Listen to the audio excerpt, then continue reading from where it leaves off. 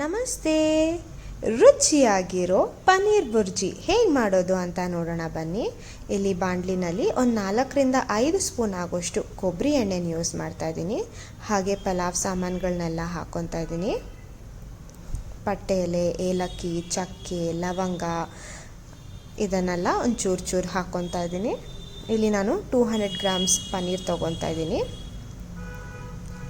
So ಅದಕ್ಕೋಸ್ಕರ ಒಂದು 4 ಹಸಿಮೆಣಸಿನ್ಕಾಯಿ ತೊಗೊಂಡಿದ್ದೀನಿ.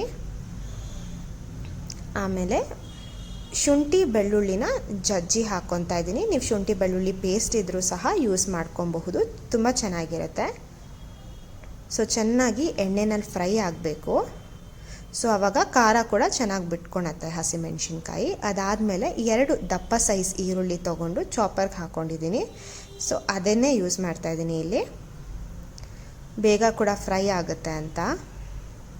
ಇನ್ ಕೇಸ್ ನಿಮಗೆ ದೊಡ್ಡದಾಗಿ ಬೇಕಿದ್ರೂ ಹಾಗೆ ಯೂಸ್ ಮಾಡ್ಕೊಬಹುದು. ನೋಡಿ, ಇದು ಕೂಡ ಚೆನ್ನಾಗಿ ಫ್ರೈ ಆಗಲಿ. ಒಂದು ಸ್ವಲ್ಪ ಉಪ್ಪು ಸೇರಿಸ್ಕೊಳ್ಳಿ, ಬೇಗ ಫ್ರೈ ಆಗುತ್ತೆ ಈರುಳ್ಳಿ. ನಾನಿಲ್ಲಿ ಒಂದು 3/4 ಸ್ಪೂನ್ ಆಗೋಷ್ಟು ಉಪ್ಪು ಹಾಕ್ಕೊತಾ ಇದ್ದೀನಿ, ಪುಡಿ ಉಪ್ಪು.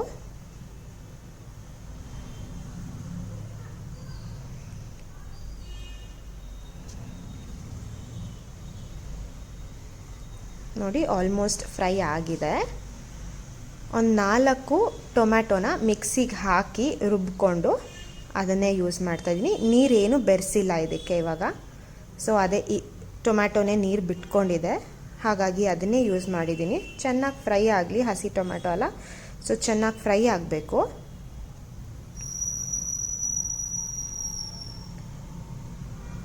ಸೊ ಇದು ಚೆನ್ನಾಗಿ ಫ್ರೈ ಆದಮೇಲೆ ನಾವು ಏನೇನು ಮಸಾಲೆನ ಸೇರಿಸ್ಕೊಬೇಕು ಅಂತಿದ್ದೀವೋ ಅದನ್ನೆಲ್ಲ ಹಾಕ್ಕೊಬೋದು. ಒಂದು ಸ್ವಲ್ಪ ಅರಿಶಿಣದ ಪುಡಿ, ಒಂದು ಅರ್ಧ ಸ್ಪೂನ್ ಅರಿಶಿಣದ ಪುಡಿ, ಆಮೇಲೆ 3/4 ಸ್ಪೂನ್ ಆಗೋಷ್ಟು ಖಾರದ ಪುಡಿ ಸಹ ಹಾಕ್ಕೊತಾ ಇದ್ದೀನಿ.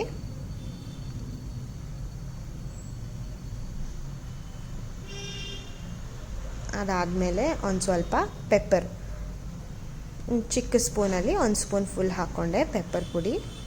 ಅದಾದಮೇಲೆ ಜೀರಿಗೆ ಪುಡಿ,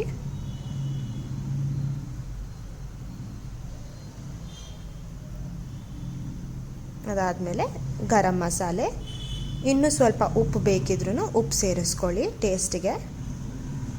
ಇವಾಗೆಲ್ಲ ಕ್ಲೀನಾಗಿ ಮಿಕ್ಸ್ ಮಾಡಿಬಿಟ್ಟು ಇನ್ನೂ ಸ್ವಲ್ಪ ಹೊತ್ತು ಕುದಿಯೋಕ್ಕೆ ಬಿಟ್ಬಿಡೋಣ.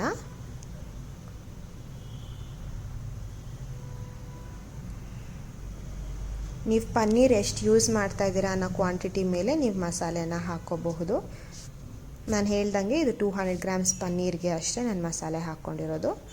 ಅದಾದಮೇಲೆ ನಾನು ಪನ್ನೀರ್ನೆಲ್ಲ ಒಂಚೂರು ಚಿಕ್ಕದಾಗಿ ಕಟ್ ಮಾಡ್ಕೊಂಡಿದ್ದೀನಿ, ಇಲ್ಲ ಕೈಯಲ್ಲಿ ಕೂಡ ಕ್ಯೂಚ್ಕೊಬಹುದು. ನೋಡಿ, ಈ ಥರ ಮಾಡ್ಕೊಂಡಿದ್ದೀನಿ. ಇವಾಗ ಚೆನ್ನಾಗಿ ಮಿಕ್ಸ್ ಮಾಡೋಣ.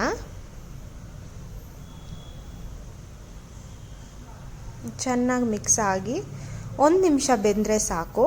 ಅದಾದಮೇಲೆ ಇನ್ನೂ ಸ್ವಲ್ಪ ನೀರು ಸೇರಿಸ್ಕೊಬೇಕು, ಯಾಕಂದರೆ ಪನ್ನೀರ್ ಸಹ ಬೇಯಬೇಕು. ಅದು ಬೇಗ ಬೇಯುತ್ತೆ ಪನ್ನೀರು, ಬಟ್ ಸ್ಟಿಲ್ ಅಟ್ಲೀಸ್ಟ್ ಒಂದು 3-4 ನಿಮಿಷ ಆದರೂ ಚೆನ್ನಾಗಿ ನೀರಲ್ಲಿ ಕುದ್ರೆ ಇನ್ನೂ ಸ್ವಲ್ಪ ಸಾಫ್ಟ್ ಕೂಡ ಆಗುತ್ತೆ ಇದು.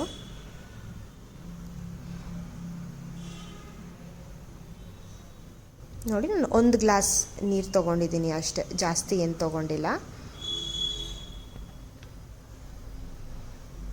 ಇವಾಗ ಒಂದು 5 ನಿಮಿಷ ಇದು ಬೆಂದರೆ ಇಟ್ಸ್ ಆಲ್ ಡನ್ ಅಂತ ಅರ್ಥ. ಹೀಗೆ ಓಪನಲ್ಲೇ ಬಿಟ್ಬಿಟ್ರೆ ಅದು ನೀರು ಕೂಡ ಇಂಬ್ರೋಗುತ್ತೆ. ಸೊ ನಾನೇನು ತಟ್ಟೆ ಏನು ಮುಚ್ಚಿಟ್ಟಿಲ್ಲ. ಒಂದು 4-5 ಮಿನಿಟ್ಸಲ್ಲಿ ಆಲ್ಮೋಸ್ಟ್ ಈ ಥರ ಸೆಮಿ ಗ್ರೇವಿ ಆಗಿರುತ್ತೆ. ಚಪಾತಿಗಾಗಲಿ ದೋಸೆಗಾಗಲಿ ತುಂಬಾ ಚೆನ್ನಾಗಿರುತ್ತೆ. ಆ್ಯಂಡ್ ಇಟ್ಸ್ ವೆರಿ ಹೆಲ್ದಿ ಕೂಡ. ನಾವು ಪನ್ನೀರ್ ತೊಗೊಳೋದು ಕೂಡ ಒಂದು ಒಳ್ಳೆ ಬ್ರ್ಯಾಂಡೆಡ್ ಪನ್ನೀರ್, ಇಲ್ಲ ಮನೆಯಲ್ಲೇ ಮಾಡ್ಕೊಂಡು ತಿನ್ನೋದ್ರಿಂದ ತುಂಬ ರುಚಿಯಾಗಿರುತ್ತೆ. ಒಂದು ಸತಿ ಟ್ರೈ ಮಾಡಿ ನೋಡಿ. Thank you.